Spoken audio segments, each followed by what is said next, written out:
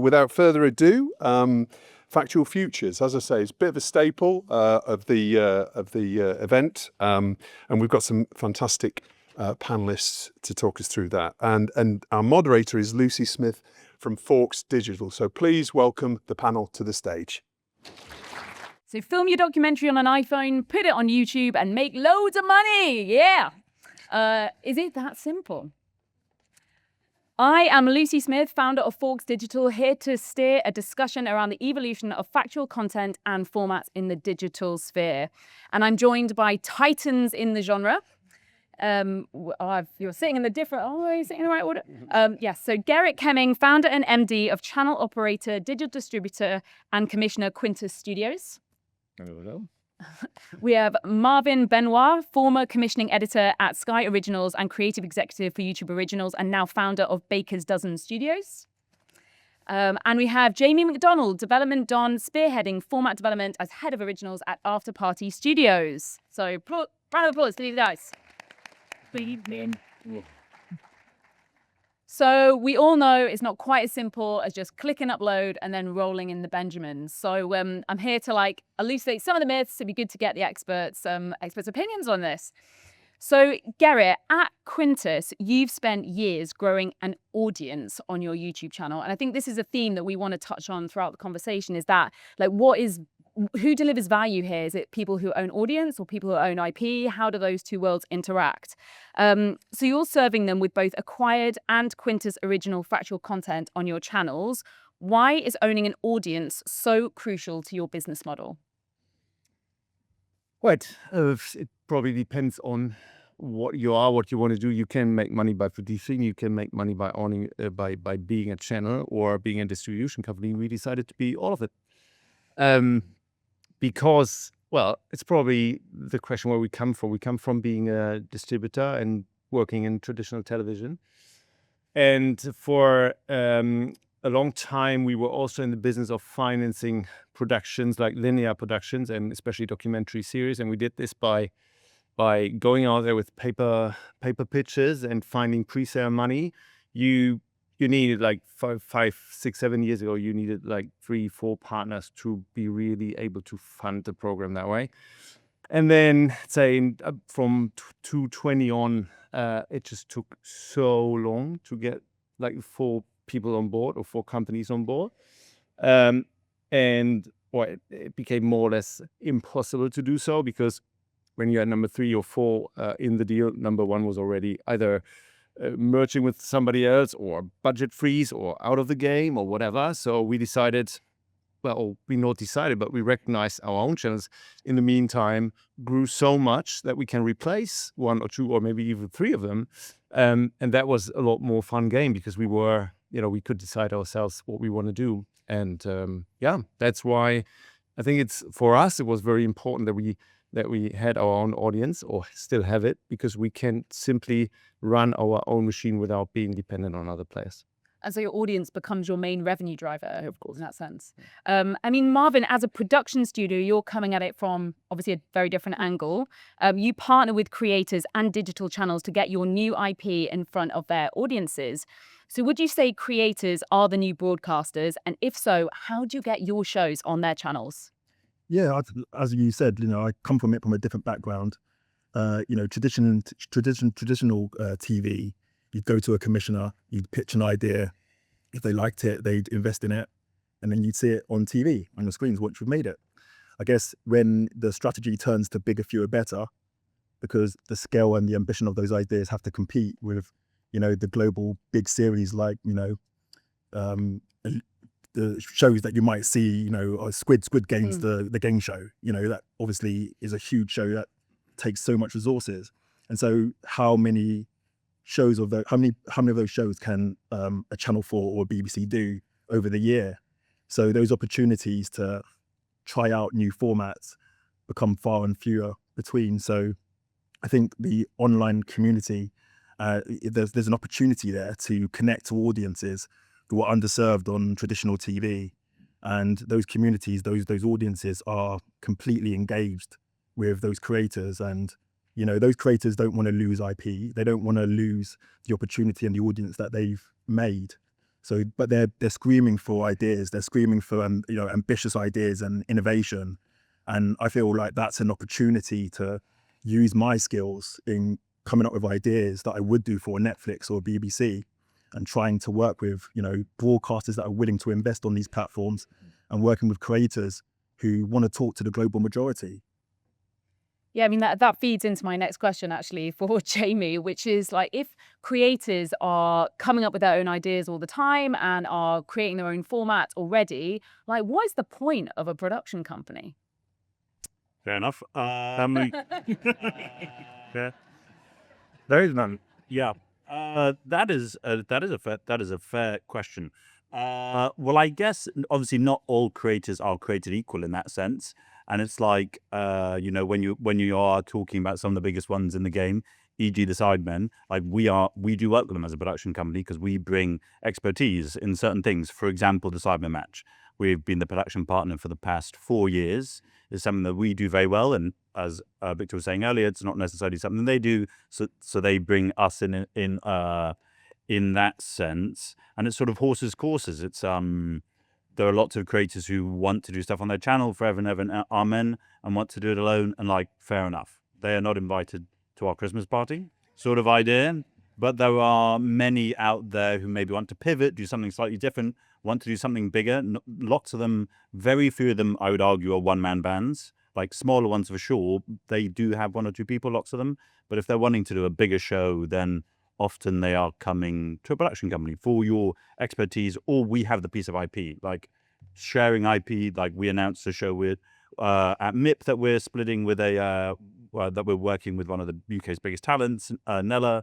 That is an idea where it's like, 2 parties coming together to, make yourself bigger than the sum of your parts, would be our argument. Whether they agree, that is obviously a different kettle of fish.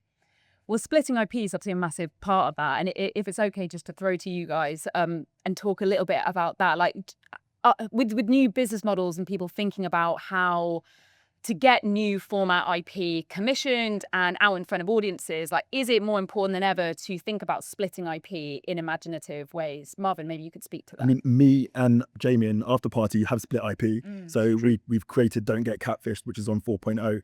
And it's been a great collaboration of using the innovation of like the experience that you guys have in Wealth of working with creators and the productions and the way the speed of which we are listening to the audience and collaborating. And I'm bringing in my experience working in broadcast, and it's a beautiful thing. It feels like what we're doing feels fresh, and the audience are responding as well. They're like engaged, and they're seeing the work that we put in. They're seeing that the format feels different to what they're used to, but still feels, I hate the word localization, but when I say localization, what I really mean, it's not just about like changing language. It's about a culture. It's about like cuts and the way it looks. It feels like it belongs on that channel and it's for that audience, and they accept it, and there's a real-time reaction to it. And that's important. I think there's something that actually all broadcasters can take note of and say, actually, we should be playing in this field. Well, it's also, as an industry, I'm sure everyone here talking to everyone is getting a sense of that just collaborative energy that seems to be infusing this sector as it's growing. And I think that definitely feeds into the tone of the content, which feels optimistic and fun and playful, both from behind the camera and in front as well. I mean, Gerrit, obviously you commission new content as well. Like, do you have interesting models where you're splitting IP with the people you're working with? Yeah, splitting IP is a bit a difficult game for us because we're from Germany, and you might have heard that there's some bureaucracy problems sometimes in Germany. So that means splitting IP is really difficult because you would need to set up your own like complete company and asset for each co-production that you do where you split IP. But what we do is that we work in different ways with producers together. So what we usually do is, so Adam, our creative director, sitting somewhere in the audience. Oh, there he is. So he built up this amazing pool of like really talented and highly skilled filmmakers and VJs that are all over the planet, and they know what's working for us or what kind of topic buckets. And whenever they have access to a story that they think would fit for us, they reach out to Adam. Adam says, yes, let's go for it. And then what we do is we usually cover their real hard cost, so that there is no margin, there is no like camera equipment that they own but put in the calculation. So that's not what we could do. But what we do is we offer our channel network and the potential of generating money Same for our linear and digital global distribution. And of all money that we make, we give up to 25% cut to the producer. And that's the power of owning the audience, right? Because then you have that option going forward. I mean, actually, talking about the money. I mean, we all want to make money, right? As individuals, as companies, that's how we grow this industry. Gerrit, you are creators, publishers, commissioners. What factual genres make the most money for you, and why? Well, good question. So I should know my data. Well, I mean, it's so the how you make money is actually on the one hand the reach, of course, but then also where in which territories you have what kind of reach, right? Because that determines again the CPM. Like if you have a big audience in the US, you make a lot more money, or if you have a small audience in the US, you make more money than having a big audience in the Philippines, for example, right? So it depends on which genres work where. But I think for us, what is definitely one that works well is engineering, for example.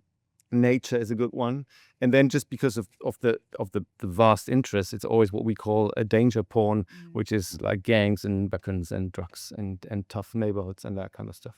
So different KPIs that come together to make it successful.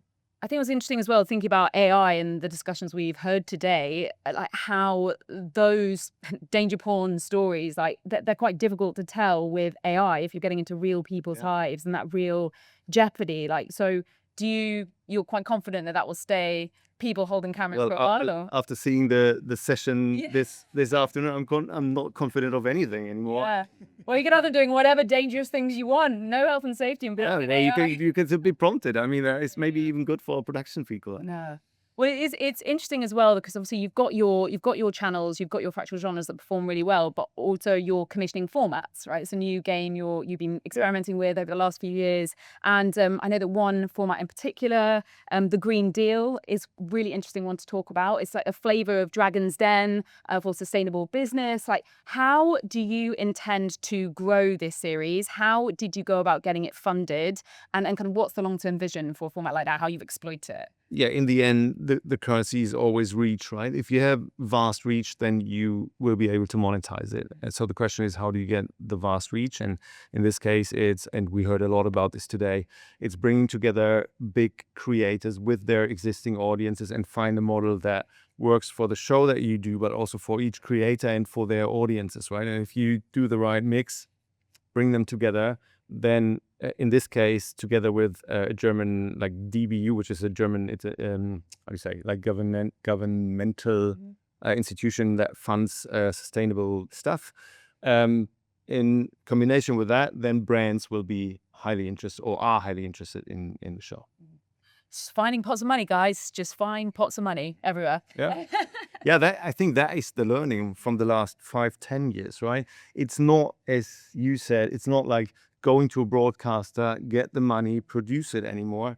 It's like co-producing, selling afterwards, third window, second window, own audience, finding brands that fund it, finding institutions that fund it. So that is the exciting thing. But that's literally our job, no? It's like I think we were chatting yesterday over a very nice coffee, and it's like frontier territories for that. It's like it's Darwinian, adapt or die. You got to go find the money. And I think that scares a lot of people, but I know what we've talked about it quite a bit. I think it's like super exciting time. Like we bought a fully brand funded 4-part doc series to a UK broadcaster, and they're like, yes, happy days, we'll take that free show. But it's a digital play, so it's like this is the future. Like all the days of one funding TV is dead. It's like film, I would argue, of like patchwork financing. That's the future, which is cool. It's like it's not the end of the world. Well, I think a kind of a bottleneck that a lot of traditional TV production companies had is once they pitched it to X number of broadcasters, X number of commissioner relationships, that kind of idea dies on a hard drive, doesn't it? Sort of you pack it away, move on to the next one. Whereas actually, when you rethink a model to say anyone could be a commissioner, whether it's a brand or a tourism board or a governmental body, it kind of suddenly opens the playing field to getting things funded in really different, interesting ways. True, but the dangers, I'd argue, for certain brands or online, it's not like it's not that online is where you go to the bottom of the drawer and pull out the dusty one and be like, no one had this. Do you fancy it? It's like the online audience in particular is like uber discerning. So they will smell a rat or a shit format quick. And in the end, it needs to convince the audience, right? If that, so it might be dusty or not. But if you're confident that it will reach an audience, then you can maybe also find a way into it, producing it, getting it out there to whoever, with creators or with a broadcaster or with a channel like us, or, you know, going to Jamie and they help you, and then do it. And then the money comes later, right? That is different. It's of course more risky. It's more, you need to be brave and invest into something. But when you're convinced, I'm a believer in that, in the investment. You know, the CPMs are always changing. The negotiation and the dialogue with these platforms are always changing. You only have to look at the record industry to see when it died and CDs stopped. There was conversations going on, and now they're happy how much money they're getting. I mean, the artists themselves, another conversation. But the truth of the matter is there is money out there. So just get it out there and you've got to be in it to win it. No one wants the BBC to become blockbusters. Yeah. Hey. Yeah, I don't know. They're just not. But I think actually, Marvin, it would be a great point to jump into this conversation about risk, right? And about who bears the burden of risk when it comes to testing new formats. And if you, as a production company, so believe in an idea, so believe in a piece of IP, how do you use digital platforms to test and iterate new IP? Is it important to start thinking about our development process as trialing IP on social media platforms? Look, we need to. I pitch ideas all the time. Some get stolen. Some people tell me no. The reality is I know that I trust my process. When you've got a good idea, if you believe in it, put your money where your mouth is. I invest in my own shows. I invest in my own tape. This is just an opportunity for us to say, do you know what? I'm going to invest in it and I'm going to pull it out, and the audience are going to tell me that it's great. And when you build that audience, when you can connect with an audience, you'll see the traction. People will start believing in something that exists because it's no longer in your brain. And there's an audience that love it and they will connect to it. So I think it's just about taking innovation and taking that. I hate the word risk because it sounds really, but it's that golden pillar, or like Sky used to always talk about this, which was like content, technology, innovation. And, and like at the moment, online is where that's at. That's where it's happening. I feel like this is the community where we're taking risks, where we are trying new things. And we don't know where it is, but you've got to be in it to win it. Like if I had said invest in Bitcoin 20 years ago, you probably wouldn't have done it, but now you'd be very happy if you did. So yeah, it's also, I guess it's a question of price as well, right? Because I think digital budgets, a lot of people in the traditional TV space would look at digital budgets and kind of balk at them and go, we can't possibly create a series for 10K. But like, I think people have to be much more innovative in their production models to think, how can I make something as an MVP format, get it out in front of an audience, test it, iterate it, and then grow it into something potentially bigger budget? I mean, does that speak to your development processes and how you fund and get content in front of audiences, or not? Well, I would argue not all online budgets, as in not taking away streamers, are small. There are some opportunities, and we as a company have been very fortunate to work with healthy budgets. So I think like that is a myth in some ways, I would argue. But then you're just changing your production model. It's not quite like, stack them high and sell them fast.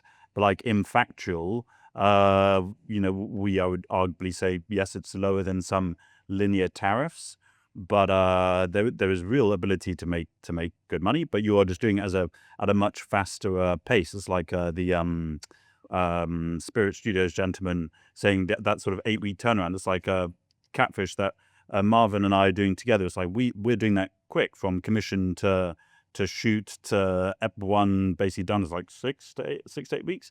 We should both know that. But it's, then second series is commissioned before it even went out, right? Yes, that is true. Happy days there.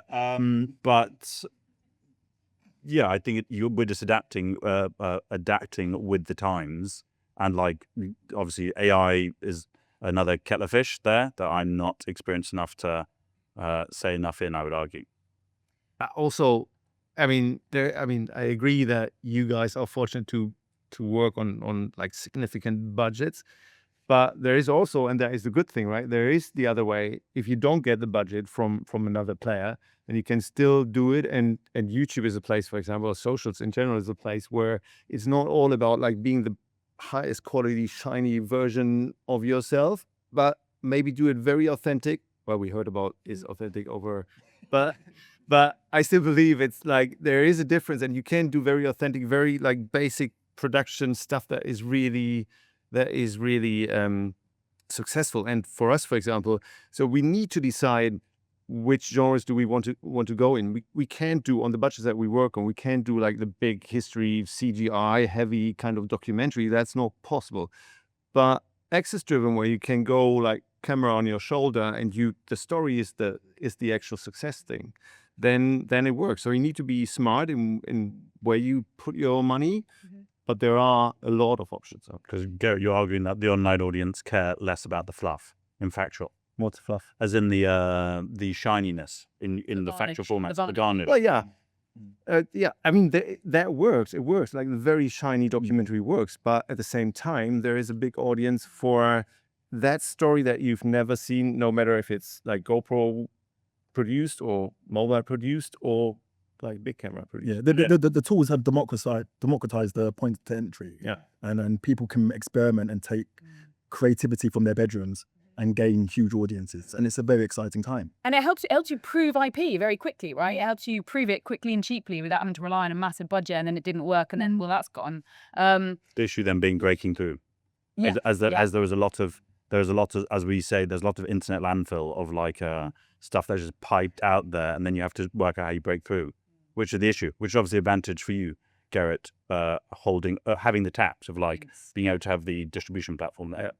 Yeah, that's what we do a lot, to produce a pilot, get it out there, get the data, does it work, does it not work, and then have something to show also to broadcasting partners, for example, and then we do the series.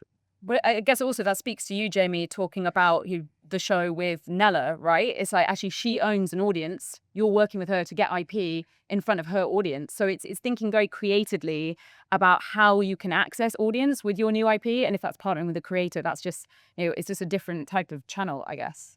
Yeah, it's like if you want to get an action movie fan, you get Tom Cruise. It's like it's the same as for many years before. I guess the danger is though that audiences don't always port, I would argue, when you take X person from YouTube onto somewhere else. Like one needs to be careful about that, especially in Factual, I'd argue. And it's like authenticity of the person doing what they're doing. If they're presenting a obs doc or something, it's like there are some talent who I would argue don't transition very well into that. And I'm interested, just kind of going back to the full monetization of stuff, right? It's because regardless of whether you've got a healthy budget or a small budget, like we don't just want our productions, our Factual productions to live as one series that kind of lives and dies and doesn't go on to do anything else. Like, would you say that digital, you have to think very differently about IP and quite imaginatively about IP in terms of taking punts at the beginning and seeing stuff grow? Like, for example, like Don't Get Catfished, amazing show. Presumably you don't want it to just stay as 1 or 2 series on 4.0. Like, do you want it to become a big global hit? Like, how are you thinking about IP in a different way? And I think that goes for all of you. I'm thinking about it quite differently in the sense that I'm like, well, what is that show that with all the bells and whistles, and then how do I go backwards? How do I turn it into an idea that can be made on a digital budget? And like, what are the parts of that show that could be the test bed for a format? And I'm doing that constantly in terms of all my IP now, in terms of figuring out what at the heart is the granular about this idea that I like, and where would I love that trajectory to go? Like if it was to go onto Netflix, like we've seen Pop the Balloon do now, like how do you do that? What does it look like? Yeah. Well, the sound of Catfish on Netflix sounds good. We should discuss it a bit later. But yeah, for us, I think it's like we're like any sort of production company. We're looking to take anything that we have and leverage it as in every different way that we can, whether that be for a different platform in the English language, in Deutsch, elsewhere. It's like for sure that is a lot of my time and our CEO's Josh's time going out and doing that and trying to push the long tail, so to say, of our content, because as I said, there are big budgets, but not all of them are big, and it is it's a long-term game in that sense. But I think Factual is very good for it, as opposed to potentially others, especially in sports. And that's something we've talked about a bit. It's like sports is a real growth area, I would argue, in Factual. Well, we've got 30 seconds left. So I think we'll probably just round off with one final question, which is, digital can feel like a game where no one really knows the rules, but you have to be in it to win it, as Marvin said. Like, what is the risk for traditional broadcasters and factual production companies not playing in this space? Keep it really quick. We've got 10 seconds. Then I need to think quickly, which is really difficult for me, at least. So I think they can play their game, go on with that, but it gets smaller and smaller. So if they want to do, so either they become the relevant set and they are happy with what the leftover is, or they need to play the new game. I mean, we're seeing convergence ultimately, where like people are agnostic in terms of like whether they watch it on what platform, whether it's on your mobile phone or your TV screen or a tablet. But I like the idea of like collaborate or evaporate. Yeah, I like that. Wait, that's really cheesy. Yeah, I guess I see it like when they had the decision to go from black and white to color. It's like it's an obvious decision. They shall do it, and they will evolve. And I'm confident in that. Yeah. No, but Darwinism in its best. I'm here for that energy. Yeah. Right. Well, thank you so much, guys. Really appreciate it. Thanks to the panel. Thank you.